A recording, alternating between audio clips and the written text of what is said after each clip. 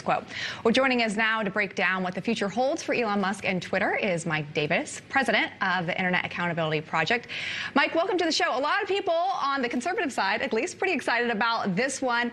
Let's start with the broad question. Is this good for conservatives? Is this good for free speech, or is it too soon to tell? This is great for conservatives. This is great for free speech. What Elon Musk is doing with this terrible investment by taking Twitter private, I think he's doing it for the greater good. He's trying to have true free speech online. The problem here is we can't rely on benevolent billionaires in order to enjoy online free speech, online commerce. They're even going into banking, healthcare.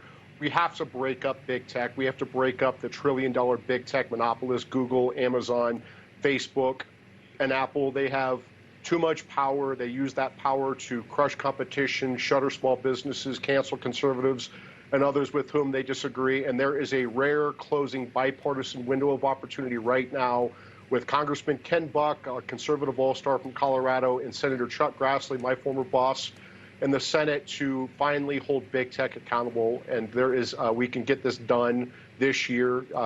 First step acts to finally hold big tech accountable and break up their gatekeeping power over information and commerce. Okay, so let's talk about some of that gatekeeping power, because Elon Musk put out a tweet saying that part of this was all about he wanted it to be a free speech, but he didn't want it to be a hellscape. All right. He's trying not to scare advertisers. Obviously, that's how Twitter makes money. They haven't been able to monetize very well. I know it's something he's working on. That's another story. But where is the line between private companies' policies that they set for their own company and censorship?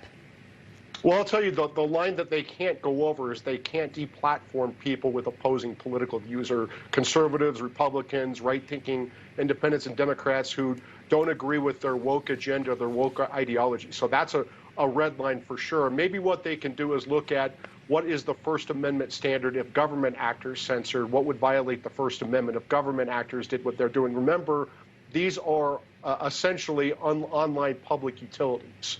And there are starting to become startup competitors to Twitter with Getter, with Truth, but Twitter by far monopolizes the online microblog political community. And so they can't use that market power that they have to crush competition, to silence those with whom they disagree. We saw this with Parler. People said before Elon Musk came along and took this private and returned free speech to Twitter, the left said, if you don't like Twitter, build your own. Well, conservatives tried that with Parler, and it quickly got a $1.3 billion valuation. So the left blamed Parler for January 6 riots, even though they were organized on Facebook. Google and Apple kicked Parler out of the App Store duopoly, and Amazon kicked Parler off the internet. So there goes your build your own argument. Again, we need to update our century-old antitrust laws. Congressman Ken Buck, Senator Chuck Grassley are doing that right now, so this can never happen again. What happens if Elon Musk decides to sell Twitter? Or what happens if Elon Musk decides that he likes censorship because he's getting pressured by advertisers? We need to step in here and fix this. What Elon Musk is doing here is great, but we need a long-term solution so we have online free speech in this country.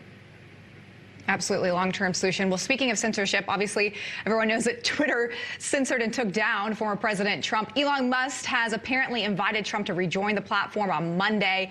But actually just moments ago, he tweeted this: Twitter will be forming a content moderation council with widely diverse viewpoints. No major content decisions or account reinstatements will happen before the council convenes. I should note, he has now taken that tweet down.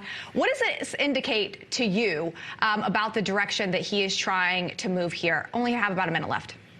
I think Elon Musk is coming into this with good faith. I think he's going to understand that he has, these woke, pain in the butt employees, these woke advertisers. He has a long road ahead of him to actually bring free speech to Twitter, but he's making very impressive first steps. They absolutely need to get President Trump back on Twitter. He's a former president. He's a future president.